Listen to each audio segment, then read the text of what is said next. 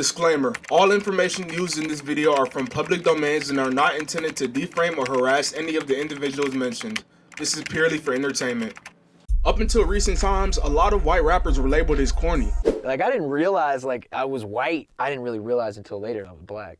Now, obviously, there were some white rappers that broke the stereotype, such as artists like Post Malone and Young Lean. But for the most part, when you heard a white rapper, you knew what was coming. They were either overly lyrical, fast words, feeling captured, going backwards, rapping about mental health, or just extremely basic. Now, there's nothing wrong if you enjoy this type of music, but for the general consumer of rap, nobody is turning this on when they hop inside the car. By the way, it's Nosa, and this is the evolution of white rappers. Before we get into the video, make sure you guys follow me on Instagram at not.nosa. I will be adding you guys to my close friend story if you follow me before 1,000 followers, so make sure you get to it. Now, without further ado, let's get to the video.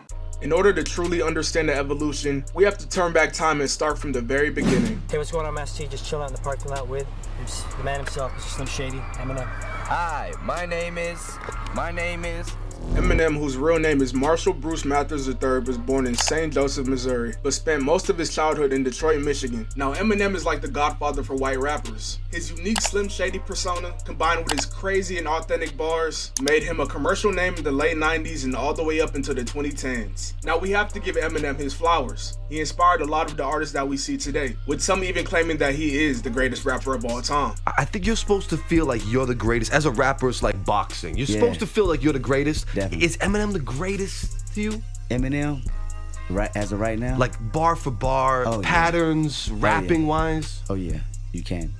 I don't think nobody's matching Eminem. Now, entering the 2010s, white rap was at a strange place. We had a lot of rappers going on generational runs. Lil Dicky was dropping banger after banger. He had songs with Fetty Wap and Rich Homie Quan, R.I.P., and also dropped a song with Chris Brown that's currently sitting over 750 million views on YouTube. G-Eazy was on a crazy run too. It seemed like everything he dropped for a while was going to be a hit. Now, we can't forget the little run that Macklemore went on too. I swear you heard Thrift Shop everywhere you went during 2012. The 2010s also blessed us with Post Malone, who is arguably one of the greatest all-around artists of this generation. We have to throw Logic inside here as well. No matter how much he claims to be biracial, Black daddy, white mama wouldn't change a thing. Light-skinned motherfucker certified as a house nigga. In my blood is the slave and the master. But he was born with the white privilege. if I look at this nigga, I see a white man. During the 2010s, we also saw the rise in a new genre of rap. This genre goes by the name of frat rap. Now, this type of rap was really geared towards college students who probably didn't grow up listening to hip hop. It was sort of like their intro to rap music. Some of the most notable figures in frat rap were Asher Roth, who literally has a song called I Love College, which is currently sitting at 36 million views on YouTube,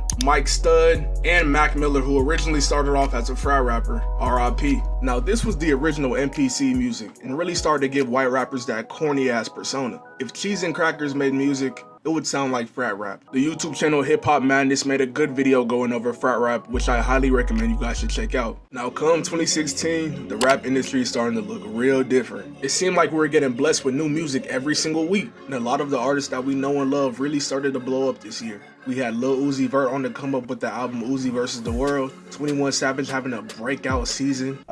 What does the cross on your forehead signify?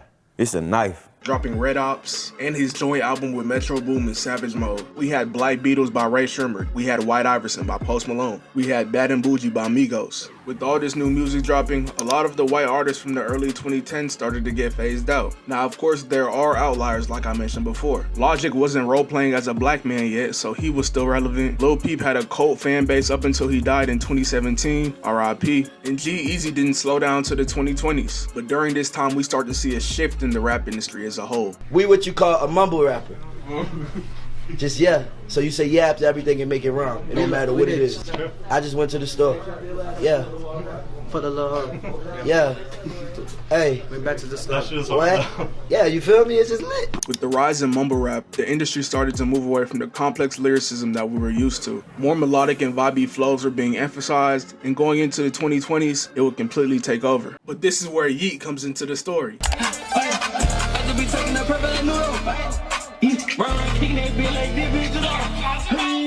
Yeat, whose real name is Noah Oliver Smith, was born in Irvine, California. Now, Yeat started off in a rap group called Slay World, which some of you may have heard of. Now, Slay World was an underground music group comprised of Summers, Autumn, Can, Goonie, Desire, Jace, Zangang, and of course, Yeat. Now, Yeat wasn't just a white rapper, he was generational. He didn't sound like any white rapper that came before him.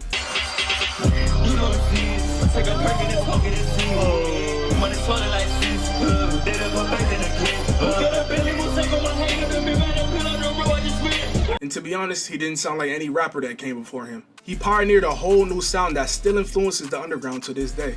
Yeat's album Up To Me, which was released in 2021, took him from the underground world up into the mainstream. Yeat would go on to collab with big name artists such as Drake, Young Thug, and Gunna, completely changing the narrative of the white rapper. Now, of course, when you have this much mainstream success, people are going to try to emulate your sound. And Ian is the perfect example of that. Ian, whose real name is Ian O'Neal Smith, was born in St. Louis, Missouri. Fun fact, Ian actually started as a producer before he started rapping, which definitely explains how he cooked up his vocal presets. Early on in his career, his sound was heavily inspired by Yeat, but as his career progressed, he started to find his own sound, and the Ian and Yeat comparison slowly started to fade away. Now, Ian is one of those characters that's definitely important to the manga of white rap. After Ian blew up, I felt like there was a boom of white rappers that just started popping up out of nowhere. Every time I was scrolling through Instagram Reels, I feel like a new white rapper would spawn in the underground. And that's definitely how I found out about Netspin. If you've been keeping up with the underground for the past year or two, you've most likely heard this snippet. If I catch you, I will destroy you.